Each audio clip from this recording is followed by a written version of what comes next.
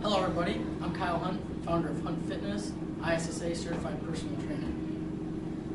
Richard Sirianni, ISSA certified personal trainer also, and bodybuilder. And I'm Marissa Weil, also certified personal trainer through ISSA and volleyball player. And I'm the cameraman. RJ here at Hunt Fitness, and today we're going to be talking to you a little bit about the 3 pillars of fitness. We have our strength training aspect, we have our nutritional aspect, and the rest of recovery aspect. We're going to lay out a nice little detailed plan here for the basics you need to get started in the gym, or maybe bring your current training plan up a notch and increase your intensity level. Either which way, this video is going to be packed full of a lot of interesting information, and I hope everybody enjoys and learns a few things.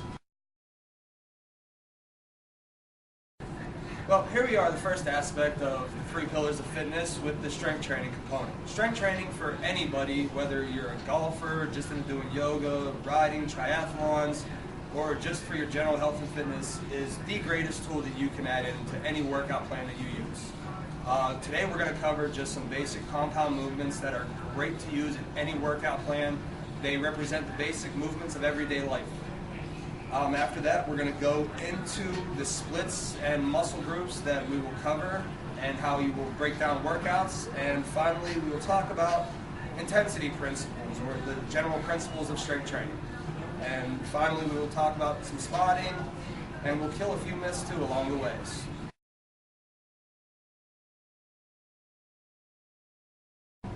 Alright guys, today the first compound movement we're going to talk about is the squat. We got RJ over here, he's going to do a little demonstration for us on proper form and technique.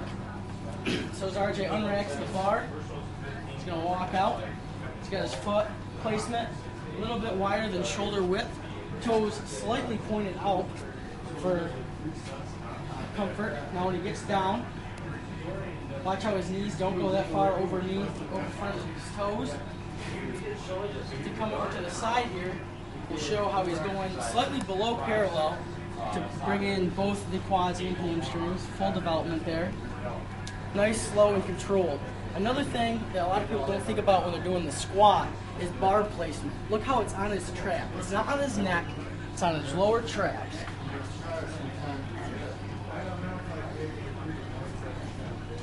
Again, look how from the side, perfect, like it looks like a number 4 from the side. That's what you're going for on the squat. A nice lower back extension, back straight, head up, chest up. Good. Alrighty. Proper form on the wheel. Alright, RJ here again with Hunt Fitness, and we're going to discuss with you a little bit about spotting on the squat. Now, this is a very, very important thing to do when you're in the gym, because yes, this move can be very dangerous, but when done properly, it is a very effective move. What we're going to show you here is with the squat going below parallel. You are also going to do a squat yourself, but you are going to hook yourself underneath their arms and lift upon their chest if they begin to struggle. If there's no struggle, we do nothing. I'm going to demonstrate here with Kyle as he squats. And again, I'm just going to follow his motion with my own body.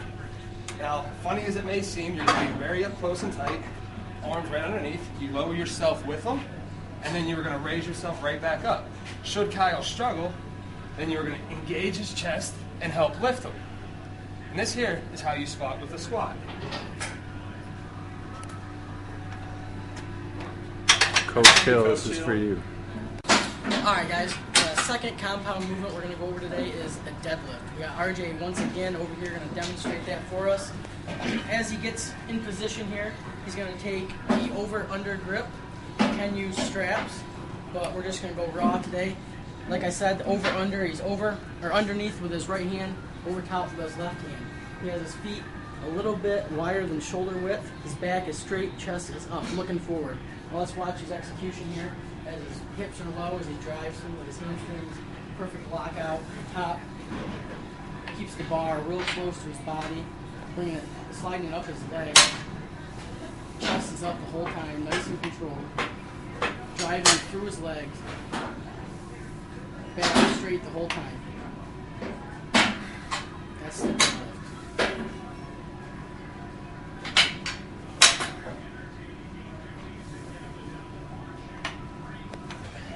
here we are. Now we're on the bench press. We got RJ demonstrating once again. We're going to talk about form and execution of the bench press. For starters, let's look at his feet placement. He has a nice and wide, feet flat on the floor. That's again where you're going to generate a lot of the power. A lot of people think this is an upper body exercise, so your feet doesn't matter. You see people put them up on the bench, way up there like that, up like this. You're not generating any power like that. You want him flat, right on the floor. He's going to have nice and sturdy quads and everything. Going to be ready to be engaged. Now we move to the hand positioning. It's going to be different for everybody. Some people take it a little bit wider. The main thing here is to look at getting both hands balanced. You see people one hand here, one hand out here. It's not going to work. So once we get our hands balanced on the bar, we take a nice firm grip. Again, he's going to keep his wrist as straight as possible. I know when you get 315 on the bar, it's going to want to bend them back a little bit, but you're going to want to try to keep that up like that. So as he does downward motion, bring it right to like the nipple line, and it explodes right up. Again, we're going all the way down, all the way up. Not necessarily locking out at the top, but keeping a nice full contraction on the muscle. Now with the barbell bench press, you've probably seen a lot of people do this exercise wrong in a number of different ways. You have the people who only go halfway, and people who drop the bar and just bounce it off their chest. See how it's nice and controlled, proper form, nice, down, and then back up. Now if RJ starts to struggle, we're going to have to do some spotting here. There's a couple different ways to do this. The most easiest way is just come right underneath, give him just enough to get it up. Then again, if he's really struggling, you're just going to have to take both hands and yank it up. That's the bench press. Alright guys, here we go. We're going to have a different variation of the bench press.